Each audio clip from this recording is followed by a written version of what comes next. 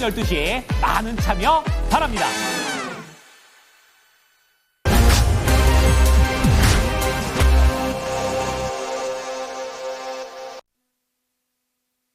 네, 무난했던 만기 이후에 대형주는 오늘 좀 주춤되는 양상, 그리고 중소형주가 몸이 조금 더 가볍습니다. 그리고 특히나 이번 주는 체력적인 부담이 조금 있기 때문에 종목들이 움직이기가 여의치가 않은 구간인데도 불구하고 그래도 코스닥 빨간불 켜내고 있다는 점 다행이지 않을까 싶습니다. 네, 저희 이종보 전문가 만나볼게요. 전문가님 안녕하세요.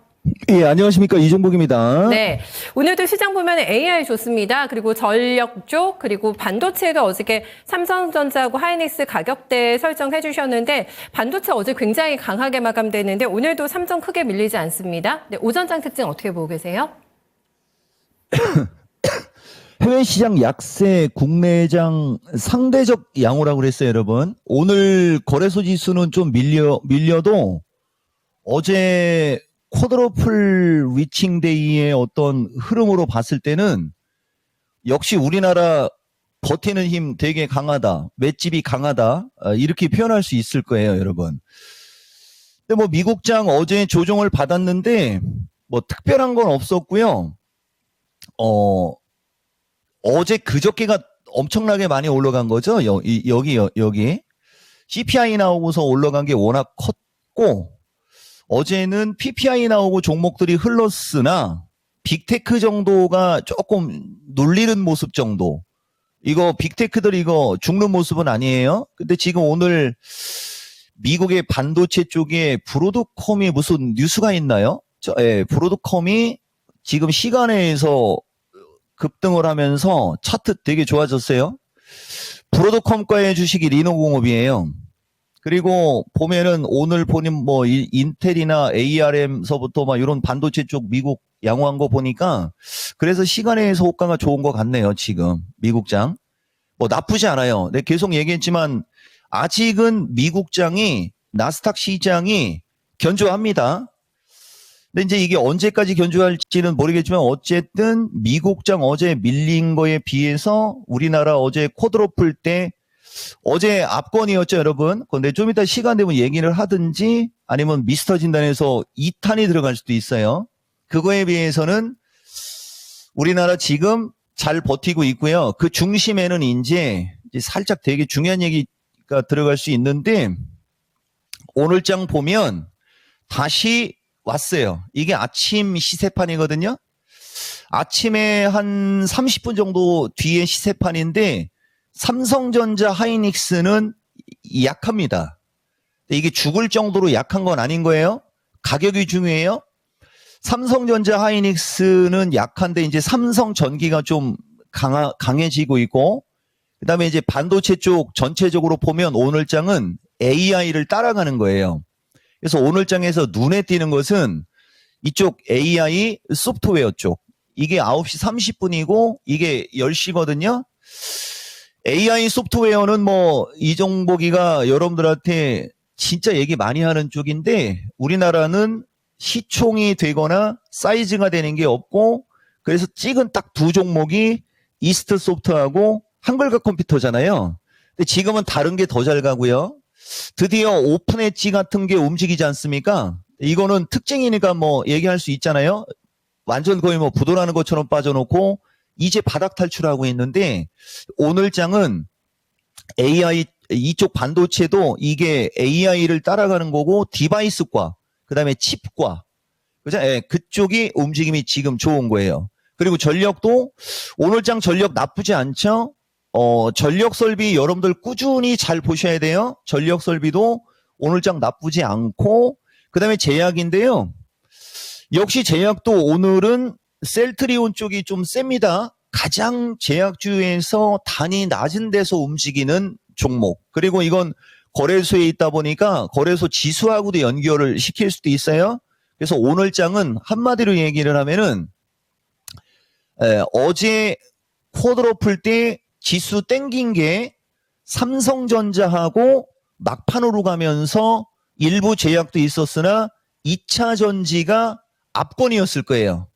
그럼 여러분들 보면 알겠지만 지수가 좀 비리비리하거나 지수가 올라가야 될 것 같을 때는 여지없이 삼성전자 플러스 2차 전지가 전면에 나온다라는 걸 알아야 되고, 쟤들은 어제 그 일을 해줬기 때문에 오늘은 조금 쉬는 거고, 지수가 어느 정도 양호하게 움직일 수 있어, 버티는 힘이 강해, 이런 게 확인이 되면 연말 연초는 특이하게 이례적으로 움직이는 게 바로 중소형 개별 종목인데, 아마 올 연말과 내년 초순까지도 저 AI는 안 꺾일 겁니다. 꺾일 수가 없어요. 꺾일 명분도 없고요.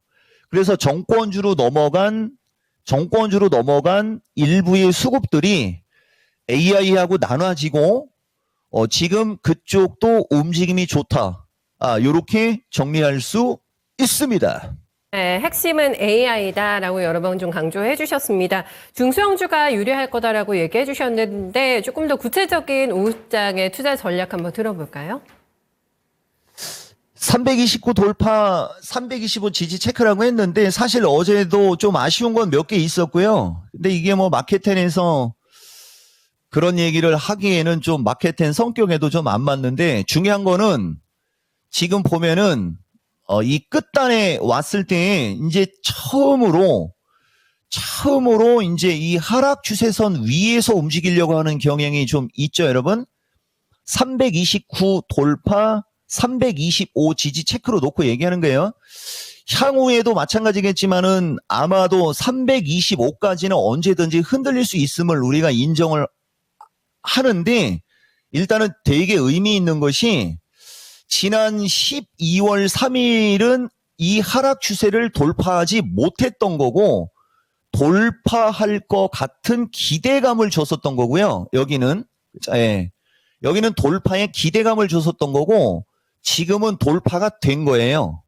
근데 이제 이 돌파가 될 때 더 세게, 그 다음에 거래량이 더 많이 들어오면서 돌파가 됐으면 훨씬 좋았을 텐데, 요거는 여전히 부담으로는 있어요. 요거는. 근데 요게 여전히 부담으로는 있어도 어제 지수가 잘 움직일 때도 보시면 외국인들이 선물을 매수하면서 올린 거고요.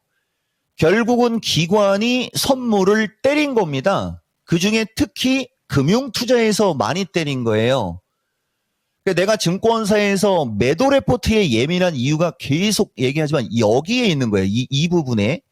근데 저들은 주식은 어제는 이제 쿼드러플이라 이제 특수한 상황 때문에 이제 주식은 팔았는데, 기관의 전체적인 기조는 프로그램 매도를 유발시키거나 선물을 매도를 하면서도 주식은 주워먹고 있는 것 때문에 우리나라가 하락의 어떤 내성, 급락으로 가는 거에 대한 어떤 내성은 되게 센 시장인 거예요. 우리나라 시장은. 그러니까 지수가, 이게 아마 똑같은 얘기가 최근에 몇 번 반복될 거예요, 아마. 지수가 세게 가는 것은 어쨌든 원치는 않는 걸로 보이는데, 그러면은 주식도 같이 팔거나 풋옵션을 많이 사면은 폭락에 대한 리스크를 볼 수 있는데 그것도 아니고요. 그러니까 핵심 주도주 중기 관점 양호라고 계속 얘기해 주는 거예요, 여러분. 다시 종목 장세로 돌아왔다는 거예요. 그리고 여기서 하나만 더 얘기해 주면은, 뭐 아까도 얘기했지만 저쪽 AI 쪽은 사이즈가 너무 작고 우리가 타이밍을 상당히 강조하는데, 이것도 지금은 추격 매수는 하지는 마세요. 삼성전기가 10만 원대에서 12만 6천 원대까지 되게 세게 올라오고 있죠. 이 주가의 패턴을 잘 봐야 돼요, 여러분. 이 주가의 패턴을. 단기간에 진짜 이거 거의 뭐 삼성전기가 17만 원에서 10만 원까지 밀렸는데, 근데 갈 때는 또 되게 세게 올라가잖아요. 이렇게 올라갈 만한 반도체가 되게 많고, 그러면 결국은 반도체가 가면 2차 전지도 가야 되는데, 2차 전지는 삼성전기와 같은 추세 패턴이 아니고 조금 더 늘어진 패턴이라 삼성전자가 움직이면서 지수가 양호할 때 움직일 수 있는 그 확률이 커요. 그러면 지금처럼 지수가 약간 비리비리하거나 좀 거시기 할 때는 어디가 더 빨리 따라갈 수 있느냐? 제약입니다. 제약. 그래서 내가 계속 여러분들한테 제약도 털리지 말라고 막 그런 얘기 막 자주 얘기하는데 어쨌든 핵심 주도주 중기관점 양호에 여러분들한테 내가 계속 강조하고 싶은 것은 반도체, 그 다음에 전기전자재 들어가요. 대신 반도체 쪽은 디바이스, 온 디바이스, AI향, 온 디바이스나 칩 관련주. 그죠? 이쪽이 지금은 상당히 움직임이 셀 것 같은 모양이 만들어졌어요. 대신 사이즈가 너무 작고, 아까도 얘기했지만은 오픈엣지 같은 게 대표적인 주식이에요. 그리고 아까도 얘기했듯이 리노공업이 이게 이제 브로드컴이 움직일 때 잘 움직이는 그런, 이건 지금 적산병이니까 따라가지 마시고요. 보시면은 리노공업도 최근에 올라왔는데 삼성전기가 더 세게 가는 것도 단이 낮아서 그래요. 단이 낮아서. 그리고 오늘 옵션 가격의 특징 하나만 얘기해 드려 볼게요. 오늘 옵션 가격의 특징을 보면 1월물은 풋옵션의 가격이 콜옵션의 가격보다 좀 세요. 요건 경계감이 있다는 얘기거든요. 경계감이 있다는 얘기인데 월요일 위클리를 보면 양쪽으로 다 빠지거든요. 근데 하나를 생각해 보면 지수가 마이너스가 나는데 풋옵션이 더 세게 빠진다. 이거는 월요일 날 기대감이 좀 있는 거예요. 그러니까 다음 주 월요일 날 이후에도 다음 주 월요일 날도 어떤 일 벌어질지 모르지 않습니까? 근데 이 옵션의 가격과 옵션의 흐름을 봤을 때는 리스키한 것은 작아 보이는 흐름을 보이고 있다 정도. 대신 1월물 통째로는 풋이 좀 비싸다. 이 얘기는 반등은 이어질 수 있어요. 계속 이 기세적으로 반등하려고는 계속 노력을 할 수 있다 정도로 보고 흔들림이 나오든 뭘 하든 두려워하지 마시고 포트폴리오 핵심 주도주 위주로 잘 꾸리시면 수익 좀 나지 않겠습니까? 라는 말씀 드리겠습니다. 네, 전문가님 미스터 진단에서 또 이게 시총 사이즈 작은 종목들 초성 힌트도 좀 같이 주신다면서요? 그거는 이제 시청자들 우리 이제 내가 원하는 공약을 했을 때 오면 이제 초성으로는 내가 사이즈 작아도 리스크 감소할 수 있다. 네. 그렇게 알겠습니다. 얘기하는 겁니다. 네, 알겠습니다. 그때 또 저녁에 뵐게요. 전문가님 수고 많으셨습니다. 예, 고맙습니다. 이따 뵙겠습니다. 네. 미스터 진단에서 또 종목 힌트가 많이 나올지 기대가 되는데 오늘 시청률 잘 나오지 않을까 싶네요. 네, 지금 문의 전화 주시면은 종목 접수 가능하시다고 합니다. 서울 전화 2128-3388번 전화 주시면 되고요. 종목명, 매수가, 비중, 연락처까지 함께 남겨주시면 네, 이 종목 전문가와 함께 유쾌한 두 남자의 진단 받아보실 수가 있습니다. 네, 지금까지 이종복 전문가와 함께했습니다.